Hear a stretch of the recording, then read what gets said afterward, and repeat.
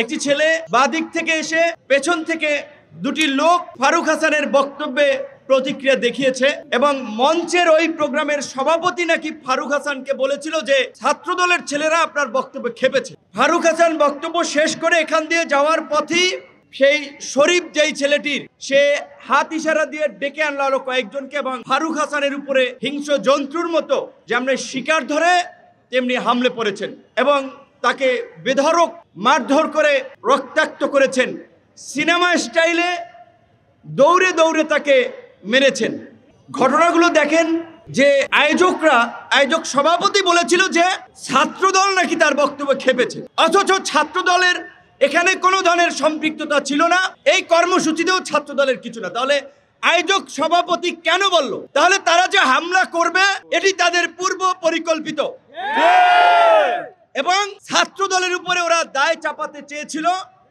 ফারুক হাসান শুরুর দিকে যাচাই বাছাই না করতে পেরে হয়তো ভেবেছিল যে ওরা যেহেতু আয়োজক ওরা বলেছে এটা বোধহয় সত্য, কিন্তু পরবর্তীতে দেখা গেল ছাত্রদলের কোনো সম্পৃক্ততা নেই। রহস্যটি হচ্ছে এই একই প্রোগ্রামে আমাকেও দাওয়াত করেছিল, আমাদের সাধারণ সম্পাদক রাশেদ খানকেও দাওয়াত করেছিল। তাহলে আমরা যদি আসতাম এই দুজন, তাহলে হামলাটি হয়তো আমাদের উপরে হতো। আবার হামলা করেছে কারা? এই আন্দোলনে নাকি তারা আহত হয়েছে। এখন আন্দোলনে আহত হয়েছে নাকি অন্য কোনো অপকর্ম করতে গিয়ে আহত হয়েছে সেটি আমরা জানি না, কারণ এখন তো বিপ্লবের ঝান্ডাদারি অনেককে দেখা যায়, বিপ্লবের দোকানদার, বিপ্লবের দোকান। অথচ এই 5ই আগস্টের পূর্বে এই বৈভর সংগঠন এবং এই সমস্ত ব্যক্তি এদের খবর ছিল না। তো এটা আমাদের জন্য অশনি সংকেত যে বিপ্লবের ব্যানার নিয়ে নব্য বিপ্লবী দোকানদার দাঁড়িয়ে যাচ্ছে আর নতুন নতুন দোকান খুলছে। সাংবাদিক ভাইদেরকে বলতে চাই, সোশ্যাল মিডিয়ার অপারেটর এখানে যারা ইউটিউব, ফেসবুক চ্যানেল অপারেট করেন তাদেরকেও বলতে চাই, এইভাবে যদি আপনারাও বৈভর মানে বলতে গেলে কথাবার্তা অসংলগ্ন, স্বাভাবিক সুস্থতা আছে কিনা জানা নাই, এদের দেখে অনেকেই বোম ধরে আসিফ নজরুল ইউনুস স্যারের একটা ছবি লাগাইয়া, একটা থাম্বনেল লাগাইয়া একটা গরম হেডলাইন দিয়ে যে ইউনুসকে টেনে নামাতে হুমকি দিলেন অমুক। একই করলেন আসিফ নজরুল, বললেন ছাত্র নেতা, যুব নেতা, অমুক তমক। এই ধরনের এই যে চটকদার হেডলাইন করা, এটা তো একটু কমন সেন্সের বিষয় যে এইগুলো এইভাবে প্রচার করা উচিত না। এবং এই যে জুলাই গণ অভ্যুত্থানে পরে এই বিপ্লবের দোকানদাররা অমুক সাংবাদিককে হুমকি দিচ্ছে, অমুক হাউজে হুমকি দিচ্ছে যে আপনার হাউস ফ্যাসিবাদের দোসর, অমুকে এই ছিল, আপনারা আমাদের নিউজ কাভারেজ করেন না, আসেন, না হলে কিন্তু অমুক হবে তমুক হবে, এবং কিছু বিশৃঙ্খলা হয়েছেও। এই বিশৃঙ্খলা এবং অতি উৎসাহী কর্মকাণ্ডে পরিষ্কারভাবে আমাদের বিন্দুমাত্র সমর্থন নাই। আমরা বিনয়ের সাথে অনুরোধ করব, সাংবাদিকতার বাইরে একজন নাগরিক হিসেবে এই সমস্ত বৈভর ব্যক্তি এবং সংগঠনের কর্মকাণ্ডকে আপনারা উৎসাহিত করেন না। এখন আমার মূল বক্তব্যে যেটি আমাদের শঙ্কা, যে আজকে এইখানে ফারুক হাসানকে ছুরি দিয়ে এইখানে আঘাত করে কপাল কেটে গিয়েছে। ছুরি তারা কোত্থেকে নিয়ে আসলো? তাহলে তাদের হাতে ছুরি আগে থেকে ছিল। এখানে আমি কিংবা রাশেদ খান যদি থাকতাম, আমাদেরও তো পেটের মধ্যে একটা ছুরি চালিয়ে দিতে পারত। তো সরকারের সাথে আমাদের কোনো বিরোধ নাই, মুখোমুখি অবস্থানও নাই, কারণ এই সরকারের যে উপদেষ্টা সবচেয়ে ডেডিকেটেডকে নাহিদ ধরেন মার খেয়েছে, নাহিদ মার খেয়েছে একদিন, এইখানে যারা দাঁড়িয়ে আছে 100 দিন মার খেয়েছে। 28 বছর পরে ডাকসুর ভিপি হয়েও ক্যাম্পাসে যে কয়বার মার খেয়েছি, অনেক উপদেষ্টা আওয়ামী লীগের বিরুদ্ধে ওই কয়েকদিন বক্তব্য দেন নাই। অবশ্যই আসিফ এবং নাহিদ তো আমাদের সহ আন্দোলনকারী, আরো অনেকে, মাহফুজ সবাই আমাদের ঘনিষ্ঠ, আমাদের সহযোদ্ধা, সহকর্মী।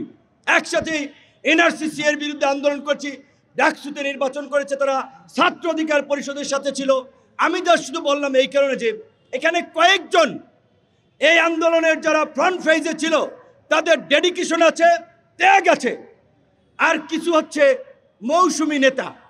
শুধুমাত্র 10-12 দিনের মিডিয়া কভারেজে এখন বিশাল নেতা হয়ে গেছে।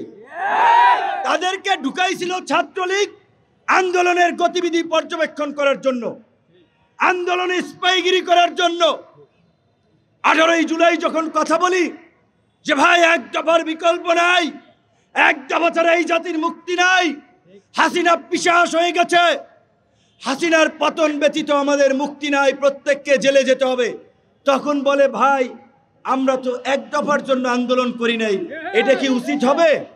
এরকম এখন দুই একজন ব্যাপক বিপ্লবী হয়ে গেছে, অথচ ফুল ছাত্রলীগের এজেন্ট হিসেবে এখন যাই হোক সোশ্যাল মিডিয়ার কারণে ব্যাপক পপুলারিটি হয়েছে, সেলিব্রিটি বনে গিয়েছে, কিন্তু তাদের পেছন দিকে একটু তাকাতে হবে।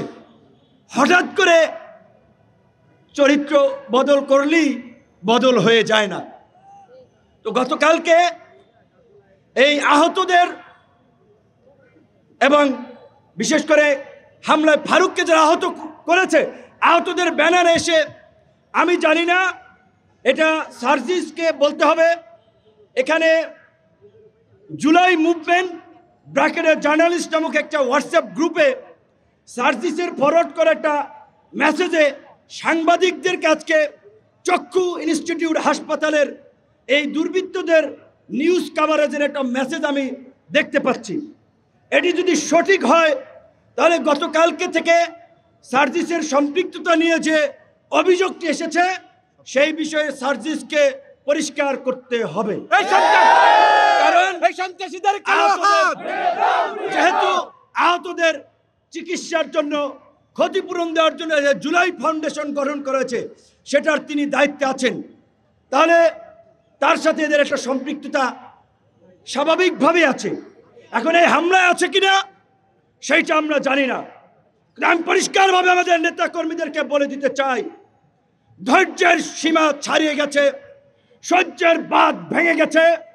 আগামী 24 ঘন্টার মধ্যে এই হামলাকারী শরীফ, হিল্লোল, তনয় সহ সাইফুল সহ যারা চিহ্নিত হয়েছে তাদেরকে যদি প্রশাসন গ্রেপ্তার না করে, যেই হাত দিয়ে ফারুকের গায়ে আঘাত করেছে ওই হাত আপনারা ভেঙে দিবেন।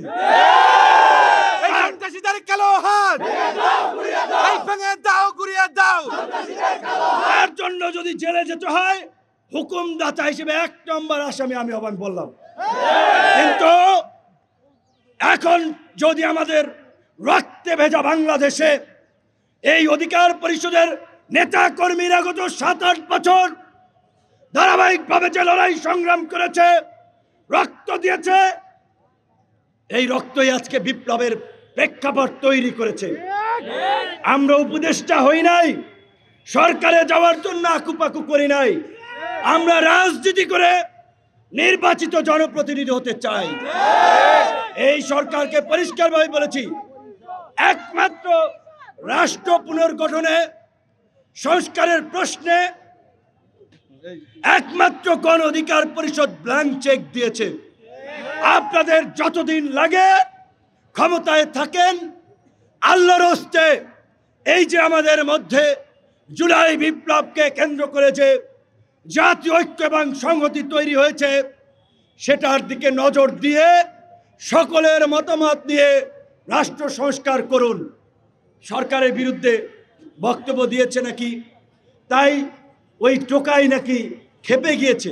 প্রথমত হচ্ছে ওই ছোকরা ছেলে, বোঝাই যাচ্ছে ধান্দাবাজি করার জন্য এর সাথে ছবি, ওর সাথে ছবি, কাজী ও কোনো গুরুত্বপূর্ণ ব্যক্তি না, সরকারের এর সাথে কোনো সম্পৃক্ততা আছে বলে আমি মনে করি না। কিংবা আন্দোলনকারীদেরও সার্জিসের নাম এসেছে, আমি বিশ্বাস করতে চাই না যে আমাদের ছোট ভাইরা এইভাবে, বা সার্জিসের বাড়ি উত্তরবঙ্গে, ফারুকের বাড়ি উত্তরবঙ্গে, তার উপরে হামলা করাতে সে সমর্থন দেবে, এটা আমার মনে হয় না। কিন্তু ঘটনাটি খুব রহস্যজনক। এই ঘটনার পেছনে দেশি বিদেশি কোনো ষড়যন্ত্র আছে কিনা সেটিও খতিয়ে দেখতে হবে, কারণ বিপ্লবের পরে প্রতি বিপ্লবের জন্য পলিটিক্যাল কিলিং হয়, রাজনৈতিক হত্যাকাণ্ড ঘটে।